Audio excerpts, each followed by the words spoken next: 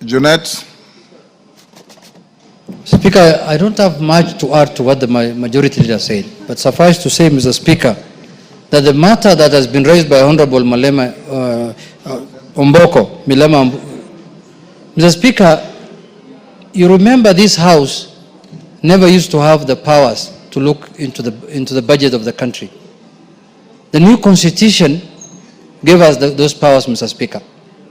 But Mr. Speaker, what has been happening the last 2 years in the Budget and Appropriation Committee of this House, Mr. Speaker, borders criminality. If we lay bare, Mr. Speaker, those things, as has been discussed in the retreat we had of the leadership in Naivasha and also in the House Business Committee, Mr. Speaker, those issues, those atrocities, Mr. Speaker, cannot be shied away from talking about, Mr. Speaker. Mr. Speaker, how on earth can one county have an allocation, budget allocation of 12 billion shillings and a whole region has 60 million shillings, Mr. Speaker? What kind of country are we living in? Mr. Speaker, the Budget and Appropriation Committee went around the country to do public participation. And they ended up agreeing that they are going to use 2 billion shillings to allocate to those counties that they have visited, Mr. Speaker. That amount ended up ballooning to 12 billion shillings, Mr. Speaker. And the beneficiary of that 12 billion shillings is not those counties that public participation was done on, Mr. Speaker. It is other counties and other constituencies, Mr. Speaker. The Budget and Appropriation Committee of this House has reached to the level where the chair of that committee, Mr. Speaker, now, members of Parliament are going to his constituency for benchmarking, Mr. Speaker. Benchmarking. And all of us are supposed to receive the same amount of NGD, CDF, Mr. Speaker. What is making our members to go and benchmark in a colleague's constituency, Mr. Speaker? Because the colleague is receiving more funding because of him being the chairman of the budget committee. Let's be honest to Kenyans. Let's tell Kenyans the truth, that he was sitting in an advantageous position of chairing that powerful committee of the House, which you could do skewed allocation of resources to his constituents, Mr. Speaker.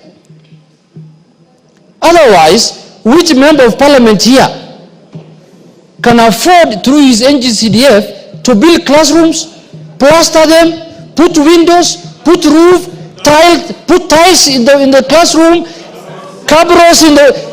Mr. Speaker, which member of Parliament can afford to do that here? With a mere resources of 100 million shillings, Mr. Speaker, and advertise on Citizen Primetime News.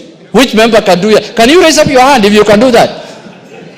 None of the 349 members of this House, Mr. Speaker, can afford to do that. That can only be done by somebody who has access to bigger resources than any other member, Mr. Speaker. The Budget and Appropriation Committee did not start the other day. The distinguished leader of the majority party, Mr. Speaker, has been the chair of that committee for many years. And he has never done those things. I have been with him in this House. He has been very careful and he has shared the resources of the country equitably, Mr. Speaker. I can say that without any fear of contradiction. Mr. Speaker, I want to remind members of this House, for those of us who have been here that time, who have been here for long, when the Budget Committee was chaired by Honorable, what was his name? The Member of Parliament from Embu, the Reverend Mutave Musimi, Mr. Speaker. Members of that committee did the same thing they have done the last 2 years. And one afternoon, the late Honorable Jacoyo Bidiwo came to the House, and he was seated exactly where I'm sitting today, and told the House the amount of money the Budget Committee put for themselves in the budget, Mr. Speaker. And the whole committee, that time, the membership of the Budget Committee was 52 or 51? 51. The whole committee was dissolved. And a new committee was formed, Mr. Speaker, based on what Honorable Jacoyo presented to the House, Mr. Speaker. Mr. Speaker, if the Budget Committee does its business the way that the revamped committee has done, Mr. Speaker, the only option, the only solution to Mr. Speaker, that's available for this House is to convert the 349 members of this House into a Budget Committee. The whole House becomes committee of the budget, Mr. Speaker. But as leadership and as parties, we have given responsibility and priorities to certain members. And especially on our side, and I'm sure even on Kenya Kwanza's side, we have picked one member per county from different regions and different counties, so that they can represent the interest of those regions and those counties and those constituencies. But Mr. Speaker, it looks like the committee now sits down and agrees on how to share the resources among themselves, forgetting that they are representing Kenyans and they are representing the whole House, Mr. Speaker, in that committee. As the majority leader has said, we will not desist, we will not hesitate to remove any member who behaves like the defected committee, Mr. Speaker. I know there are remnants who have remained in that committee from the previous committee. I don't want to mention their names. We are giving them a warning that if you are not going to share the resources of the country equitably, Mr. Speaker, we will de-whip them and we will discharge them from the committee, Mr. Speaker.